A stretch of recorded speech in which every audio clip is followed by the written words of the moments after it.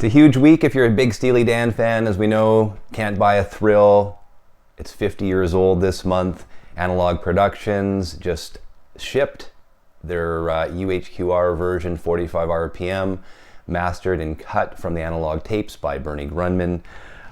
So I guess a lot of you are going to be reviewing that, and I know, it's Clarity vinyl, 45 RPM, cut by Grundman. I know it's going to sound great. I don't have a copy yet. We know the Clarity vinyl is pin drop quiet. We know Bernie Grundman is an incredible master and engineer, and I know that he absolutely did a great job on that. And of course, being an all analog UHQR, I mean, it just, it's going to hit a home run. I know that just based on those variables that are in place. So what I wanted to discuss today, I wanted to compare the other 50th anniversary Can't Buy a Thrill that was released the same time. That was this one here. Let me grab it. This is the $30 version, the Geffen version that came out around the same time. I think mid last week it was released. I just got mine on Sunday, so I had a good listen to it last night, and I want to talk to you guys about that today. I also want to compare it. I have my Speaker's Corner version as well. This is an all analog cut, and I have my original Canadian, ABC Canadian, and this has the Dunhill ABC record label on the top left there, if you guys can see that in the camera. So I want to compare those, and I do want to let everyone know the $30 version that just came out, mastered by Bernie Grundman.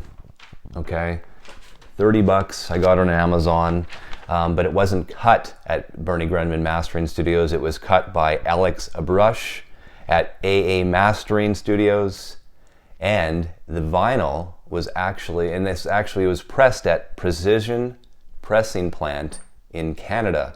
Yay, Canada. So have you ever seen the Michael Moore movie, Blame Canada? If there's something wrong with the vinyl, I guess you can blame Canada for it. So I find this pressing very interesting due to the fact that Bernie Grundman, mastered this, assuming from the original master tapes, assuming that it's the same mastering that the UHQR version from Analogue Productions is.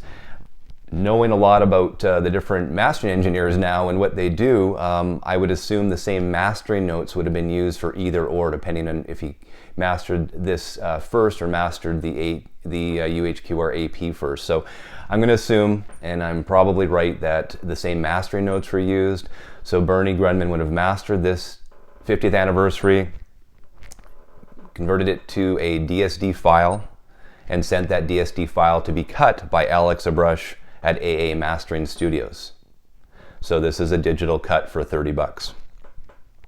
Now I want to get into what it sounds like relative, I guess, comparably to my Speaker's Corner, which retails, not even retails, I think on Discogs, $100 US and up, and then compare that to my 1972 original Canadian version, ABC Canadian version as well.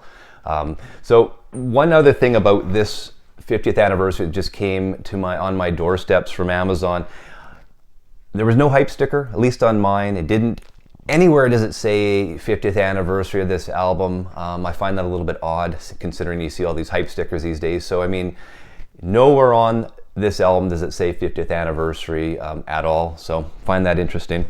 But overall, I mean, this album, I mean, from Precision, it was quiet. The drums were tight. You can really hear those cymbals, Jim Hodder's cymbals. And the bass wasn't overly powered as well. And it definitely was louder than my original, all in. So it had a sort of a louder feel to it. I mean, this is a digital cut. I mean, it didn't have that warmth feeling, but it definitely had more of a fresh sounding feeling.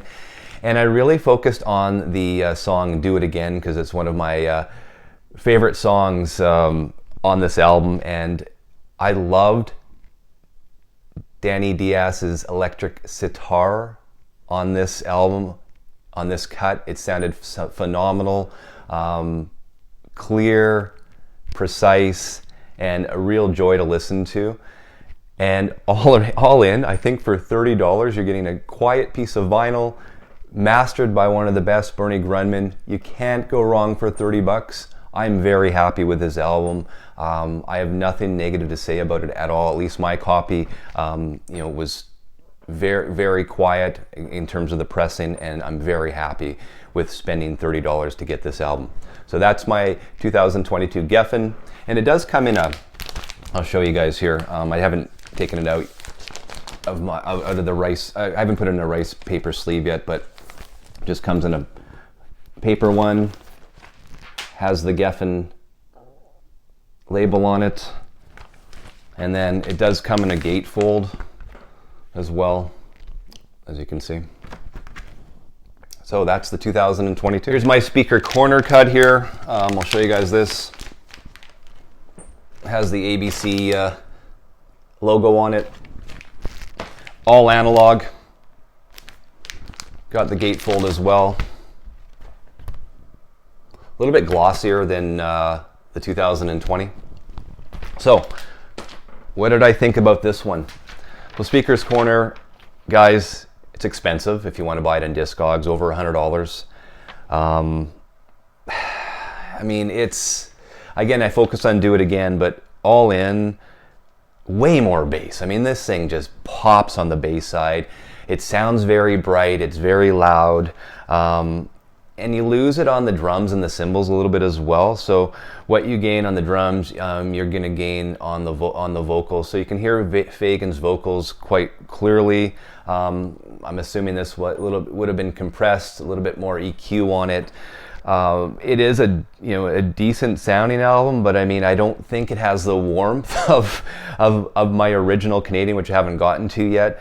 And I definitely feel like the 2022 Bernie Grundman mastered pressing that I have, Grundman's mastering the bass isn't as pronounced and not as overpowering as the Speaker's Corner version. Just saying, that's my opinion. Listening to it a bunch of times last night. I like the Speaker's Corner album. I've listened to it a lot over the years.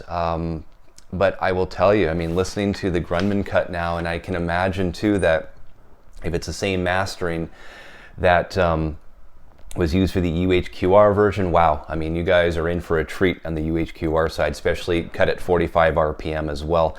And going back to the 50th anniversary Geffen one that I was just talking about, the $30 one, I know there's a good likelihood that Alex Abrush, who cut Grundman's mastering, didn't do anything to it. He probably didn't EQ it. He probably just left it exactly the way Grundman had mastered it. I can't see why he would do anything. I'm going to assume AA Mastering was just contracted to cut it based on Bernie's file. I mean, the DSD file that he used. I can't see why any changes would be made at all. So my guess, absolute guess, is that this 50th anniversary, $30, the Geffen 30th $30 50th anniversary is going to have the same mastering as the UHQR version. I can't see why it wouldn't. I really can't. Again, this is a DSD file cut to vinyl. So that's my take on Speaker's Corner and on the 2022 50th anniversary through Geffen. And now my Canadian, here it is, original. This has been in my family for 50 years. This is my dad's copy. Kind of crazy. This is 50-year-old vinyl here. Again, very well balanced all around. This gives you the real, very warm analog feeling. It wasn't overly loud. The two other cuts were definitely louder. I actually wish I would have done like a dB test now to see how much louder those two cuts are relative to the original. But I like the original. Like I said, it has a really warm feel to it. The bass isn't overpowering. The vocals are tight. The drums are very tight as well.